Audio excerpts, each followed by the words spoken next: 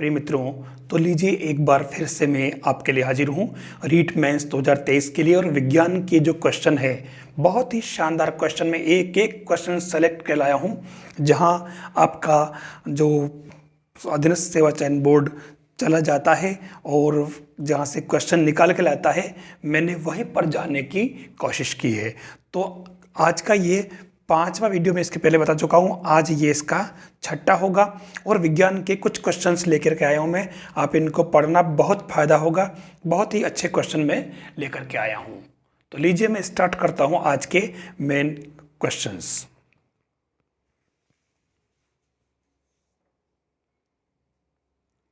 Question first जो कह रहा है कि जीनस क्या है। जीनस है ना, पहला सबसे बड़ा वर्णक, सबसे छोटा वर्णक, सबसे छोटा ऊतक और सबसे छोटी अस्थि।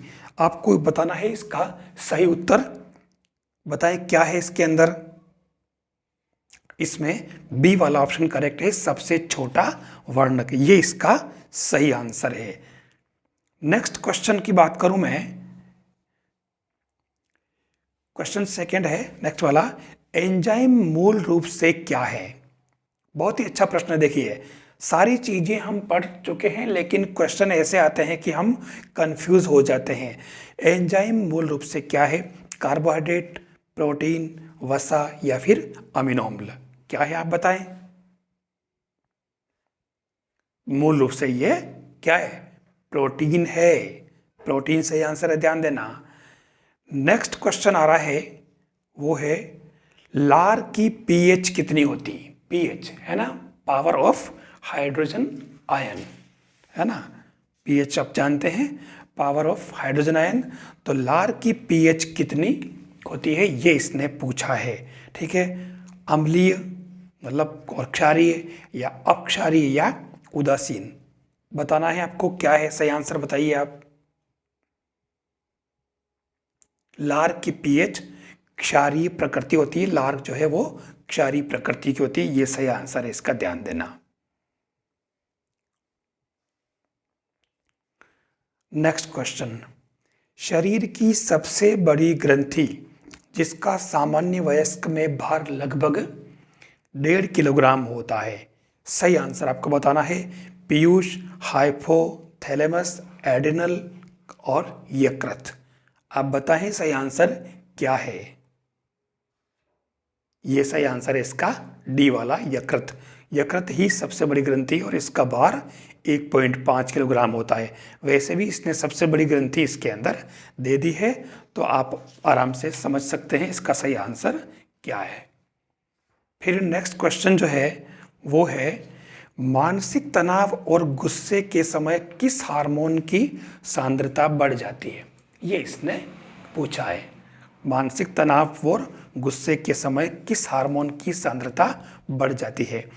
पिट्यूटराइन hormone, insulin hormone, adrenaline hormone और थायरोक्सिन हार्मोन।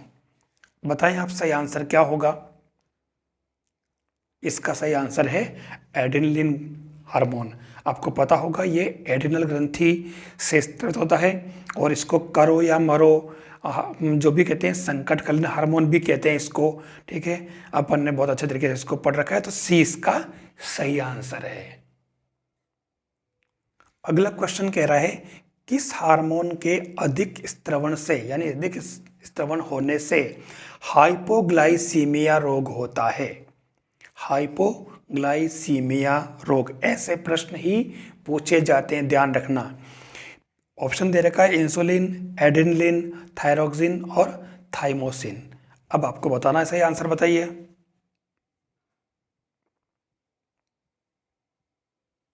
ये आपके पहला वाला ऑप्शन करेक्ट है, इंसुलिन। इंसुलिन हार्मोन आपको पता है जो अग्नाशय ग्रंथि से स्थित होता है और इसके अधिक स्त्रवण से हाइपोग्लाइसीमिया रोग हो जाता है।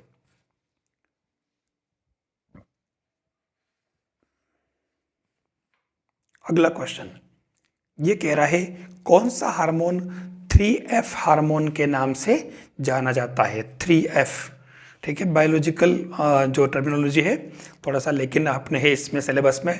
तो ये 3F हार्मोन के नाम से कौन सा हार्मोन जाना जाता है? इंसुलिन, एड्रेनलिन या थायरोक्सिन या फिर थाइमोसिन? ऑप्शन लगभग वही है, आप सही आंसर बताएं। ये है आपके बी, एड्रेनलिन हार्मोन इसमें सही आंसर है। फिर चलते अपन अगला क्वेश्चन, मानव शरीर की दूसरी सबसे बड़ी ग्रंथि कौन सी है? लीजिए बहुत प्यारा क्वेश्चन, मानव शरीर की दूसरी सबसे बड़ी ग्रंथि कौन सी है? पीयूष ग्रंथि, थायराइड ग्रंथि, पीनियल ग्रंथि और यकृत ग्रंथि, और एक और ऑप्शन डाल रखा है अग्नाशय ग्रंथि। देखिए इसमें सही आंसर क्या है आप बताएं। देखिए पता आपको कि यकृत जो है सबसे बड़ी ग्रंथि और जिसका भार लगभग 1.5 किलोग्राम होता है, और दूसरी सबसे बड़ी ग्रंथि जो है ये अग्नाशय ग्रंथि है। मैंने अलग से लिखा, आप समझ गए होंगे। सही आंसर इसका अग्नाशय ग्रंथि जो है वो मानव शरीर की दूसरी सबसे बड़ी ग्रंथि है। क्योंकि ये तो सभी जानते हैं लेकिन यहाँ पर सभी अटक जाएंगे, तो आपके ये मिस्टेक नहीं होनी चाहिए। ये क्वेश्चन बहुत ज़्यादा इंपॉर्टेंस रखता है और मैं तो कह रहा हूँ कि मैंने हर क्वेश्चन जो है बहुत ज़्यादा इंपॉर्टेंस वाला ही लिया है, आपको इसको ठीक से कर लेना है। फिर चलते हम, लीजिए एक बहुत ही प्यारा क्वेश्चन देखिए आप, चौथा क्वेश्चन, इसका कौन सी ग्रंथि शरीर की तीसरी आंख के रूप में जानी जाती है? लगाइए आप पता, क्या है सही आंसर इसका? पीनियल, पीयूष, थायराइड या फिर अग्नाशय? क्या सही माना आपने? ये है आपके ए वाला ऑप्शन करेक्ट है। इसका तीसरा मतलब ये पीनियल ग्रंथि जो है ये तीसरी आंख के रूप में जानी जाती है। अब ये तीसरी आंख क्यों है मानव शरीर की, वो भी आप जान लीजिए। दरअसल इसके अंदर क्या होता है, इसके जो नाम है, तीसरी आंख भी इसका नाम है, इसका नाम बायोलॉजिकल घड़ी भी है, और मेलेटोनिन हार्मोन जो एक एमिनो अम्ल है, जो मैं पिछले वाले वीडियो में आपको बता चुका हूं, ये वो हार्मोन स्रावित करती है, पहले आ चुका है, ठीक है ना। तीसरी आंख बायोलॉजिकल घड़ी, ध्यान रखना एक नाम और इसका बायोलॉजिकल घड़ी, ठीक है। और मेलेटोनिन हार्मोन के स्रावित होने से मतलब इसमें से निकलता है, और खास तौर से पीनियल ग्रंथि जो है ना, इस ग्रंथि के प्रकाश संवेदी होने के कारण इसको शरीर की तीसरी आंख भी कहा जाता है। ये ग्रंथि प्रकाश संवेदी है, ध्यान रखना है ना, जो लाइट सेंसिटिव है इसलिए। और यह जन्मांध व्यक्तियों में सूंघने, सुनने और स्पर्श आदि की क्रियाओं का विकास करने में सहायक है। ये खास तौर से आपको इसके अंदर ध्यान रखना है।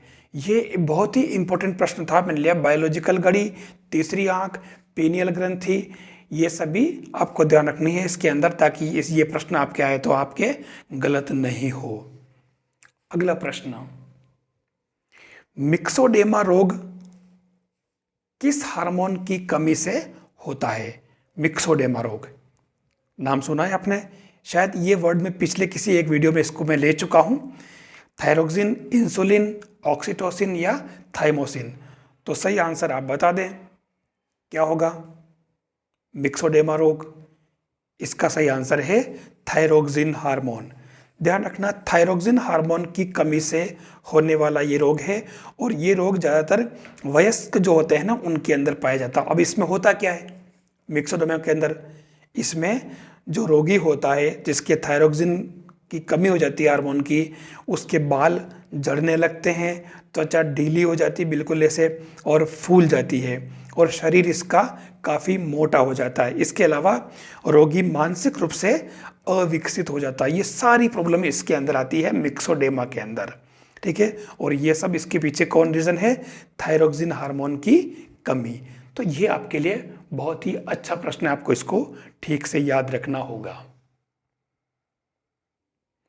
क्वेश्चन नेक्स्ट है, कौन सी ग्रंथि लाल रुधिर कणिकाओं की कब्रगाह होती है, नष्ट करने वाली? लाल रुधिर कणिकाओं के लिए कौन अभिशाप मानी जाती है? दुग्ध ग्रंथि, लार ग्रंथि, श्वेत ग्रंथि और यकृत? सही आंसर बताएं आप क्या है? सही आंसर है यकृत। ये यकृत सबसे बड़ी ग्रंथि अपन जानते हैं मानव शरीर की, जिसका भार 1.5 किलोग्राम होता है, और ये लाल रुधिर कणिकाओं को नष्ट करने का काम करती है यकृत, ध्यान रखना।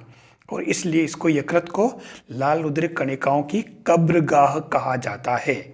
एक बात और बताना चाहूँगा, ये दुग्ध ग्रंथि, लार ग्रंथि, श्वेत ग्रंथि, यकृत, ये सारी जो ग्रंथियाँ हैं ये जो है बहिस्रावी ग्रंथियाँ, ध्यान रखना। ये यानी कि इसके अंदर वाहिनियों द्वारा हार्मोन्स का आदान प्रदान होता है, ध्यान रखना। ये बहिस्रावी ग्रंथियाँ, जबकि बाकी सारी पन्ने पड़ी वो अंतःस्रावी ग्रंथियाँ होती है जो कि वाहिनीहीन या नलिका विहीन ग्रंथियाँ होती है। तो ये यकृत इसके अंदर से आंसर है, लाल रुधिर कणिका की कब्रगाह।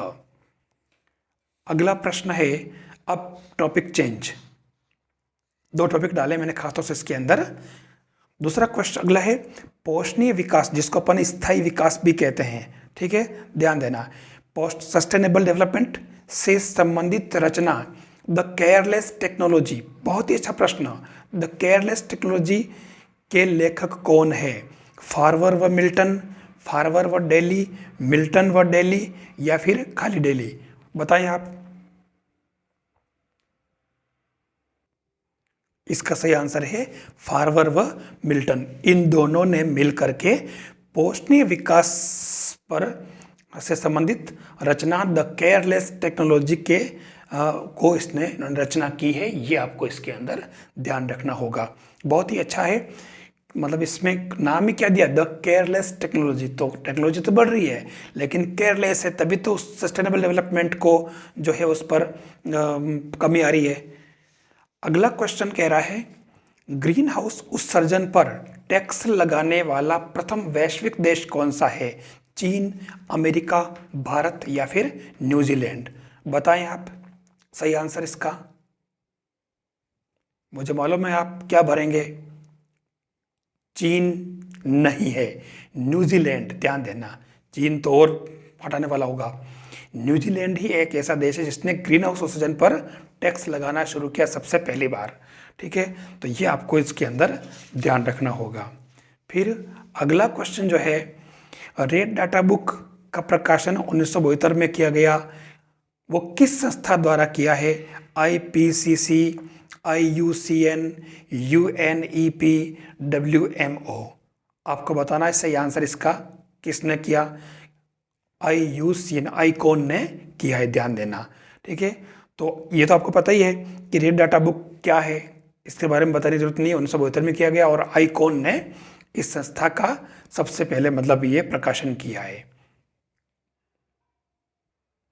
जी हाँ, अगला क्वेश्चन, स्थायी विकास की अवधारणा किसने दी?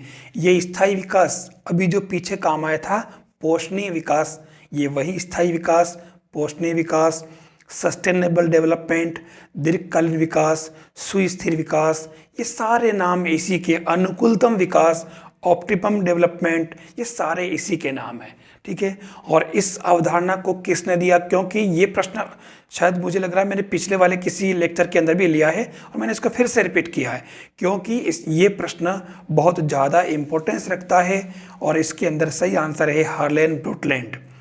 हार्लेन ब्रूटलैंड ने सबसे पहले स्थायी विकास की अवधारणा का जो संप्रत्यय दिया है, ध्यान देना। अगला क्वेश्चन कह रहा है, देखिए बहुत प्यारा क्वेश्चन, वर्ल्ड मैप नामक सॉफ्टवेयर का संबंध किससे है? वर्ल्ड मैप नामक सॉफ्टवेयर का संबंध किससे है? जैव विविधता से, पोषणीय विकास से, रेड डाटा बुक से, या आईकॉन से? आप बताएं सही आंसर क्या है। सही आंसर है इसका ए वाला, जैव विविधता से। देखिए जैव विविधता पर सबसे पहले जो मानचित्रीकरण किया है वो इस वर्ल्ड मैप के नाम से सॉफ्टवेयर डिजाइन किया। और ये कौन थे? ये ब्रिटेन के Paul Williams, Dick Van Wright और क्रिस हम्फ्रीज ने थे। इन तीनों ने मिलकर के और किया, पॉल विलियमसन और डिक वैन राइट और तीसरा है क्रिस हम्फ्रीज। ये 3 जनों ने मिलकर के इस वर्ल्ड मैप सॉफ्टवेयर का सबसे पहले डिजाइन किया है। तो आपको ध्यान रखना है इसका संबंध किससे है? जैव विविधता से, ठीक है। ये एक बहुत अच्छा प्रश्न है, ध्यान रखना। और इसमें इसने इसको 3 भागों में बांटा है, अल्फा विविधता, बीटा विविधता और गामा विविधता। और तीनों में अलग अलग तरीके से इनकी कैटेगरी वाइज इनको इसके अंदर एडजस्ट किया है। तो हमें खाली ध्यान रखना कि वर्ल्ड मैप जो है सॉफ्टवेयर का संबंध किससे है, ये जैव विविधता से। ये सही आंसर है इसका। फिर अगला क्वेश्चन कह रहा है भारत में प्रथम जैव मंडलीय क्षेत्र की स्थापना कब की गई। ये आपका प्रश्न है, प्रथम जैव मंडलीय की बात कर रहा है। तो प्रथम जैव मंडलीय क्षेत्र की स्थापना कब की गई पूछा इसने, तो कब की गई, ये की गई है 1986 में। ध्यान देना, ये इसका सबसे इंपॉर्टेंट पार्ट है। और ये भी कौन सा है, नीलगिरी, याद रखना, नीलगिरी प्रथम जैव मंडलीय क्षेत्र है, ध्यान रखना, ये इसका सही आंसर है। सन भी याद रखें 1986, और नीलगिरी को प्रथम जैव मंडलीय क्षेत्र को माना गया भारत में। फिर अगला प्रश्न जो है वो कह रहा है संयुक्त राष्ट्र द्वारा जैव विविधता के संरक्षण हेतु संगठन कब बनाया गया। यूएनओ द्वारा जैव विविधता के संरक्षण हेतु संगठन कब बनाया, सही आंसर क्या है इसका, आप बताएं। यह है 1992 सही आंसर इसका। तो आपको ये याद रखना है। तो ये इस तरीके से आज मैंने आपके ये कुछ क्वेश्चन लिए हैं। वीडियो छोटा है लेकिन मेरे हिसाब से आपके लिए बहुत बहुत बहुत अच्छा ये वीडियो साबित होगा, क्योंकि इससे क्वेश्चन बनने की पूरी संभावना है। सारे के सारे क्वेश्चन इसके बहुत ज़्यादा इंपॉर्टेंस रखते हैं। तो अगर आपको वीडियो अच्छा लगे तो आप लाइक ज़रूर करें, आप शेयर करें, और मैं आपके लिए इसी तरह के वीडियो लेकर आता रहूँगा जब तक आपका एग्ज़ाम कंप्लीट नहीं हो जाता और आपकी सफलता सुनिश्चित नहीं हो जाती। इसलिए आप चिंता नहीं करें, मैंने केवल ऐसे ही शेयर किया था थोड़े व्यूज़ कम होने से। तो आप अगर कोऑपरेट करें तो मेरा मोटिवेशन बना रहेगा। थैंक्स।